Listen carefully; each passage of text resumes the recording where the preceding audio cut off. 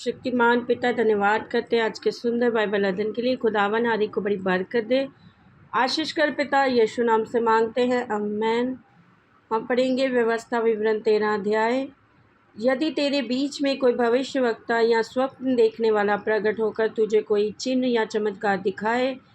और जिस चिन्ह या चमत्कार को प्रमाण ठहराकर वे तुझसे कहे, आओ हम पराये देवताओं के अनुयायी होकर जिनसे तुम अब तक अनजान रहे उनकी पूजा करें, तब तुम उस भविष्यवक्ता या स्वप्न देखने वाले के वचन पर कभी कान न धरना,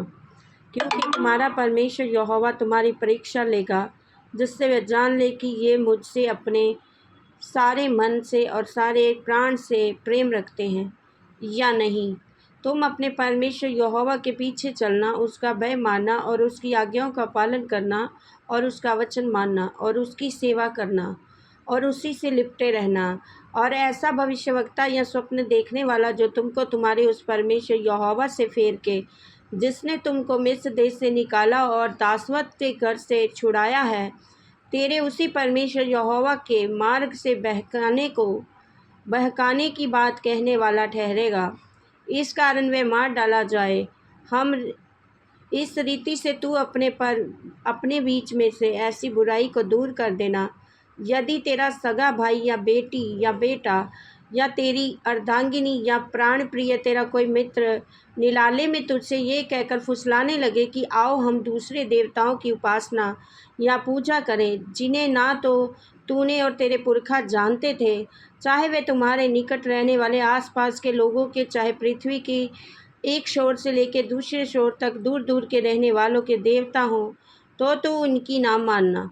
और उसकी बात ना सुनना और ना उस पर तरस खाना और ना कोमलता दिखाना और ना उसको छिपा रखना। उसको अवश्य घात करना और उसकी घात करने में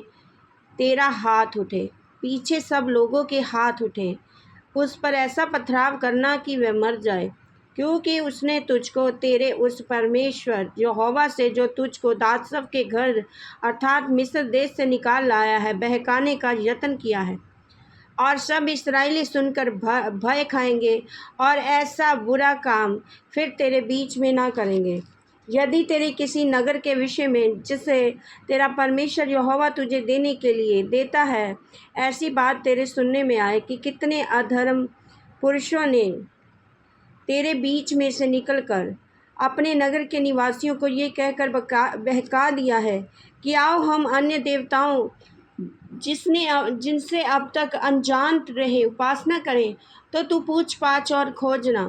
पूछपाछ करना और खोजना और भली भांति ये बात पता लगाना कि यदि ये बात सच हो और कुछ भी संदेह ना हो कि तेरे बीच में ऐसा घिनौना काम किया जाता है, तो अवश्य उस नगर के निवासियों को तलवार से मार डालना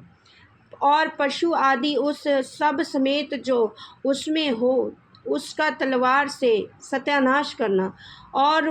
उसमें की सारी लूट चौक के बीच इकट्ठी करके उस नगर को लूट समेत अपने परमेश्वर यहोवा के लिए मानो स्वांग होम करके जलाना। वे सदा के लिए ढी रहे और वे फिर बसाया ना जाए, और कोई सत्यानाश की वस्तु तेरे हाथ ना लगने पाए, जिससे यहोवा अपने भड़के हुए क्रोध से शांत होकर जैसा उसने तेरे पूर्वजों से शपथ खाई वैसा ही तुझसे दया का व्यवहार करे और दया करके तुझको गिनती में बढ़ाए। ये तब होगा जब तू अपने परमेश्वर यहोवा की जितनी आज्ञाएं मैं तुझे आज सुनाता हूँ उन सबों को मानेगा, और जो तेरे परमेश्वर यहोवा की दृष्टि में ठीक है वही करेगा। इस वचन के द्वारा प्रभु ब्लेस करेंगे। आमीन। सबको जय मसीह की।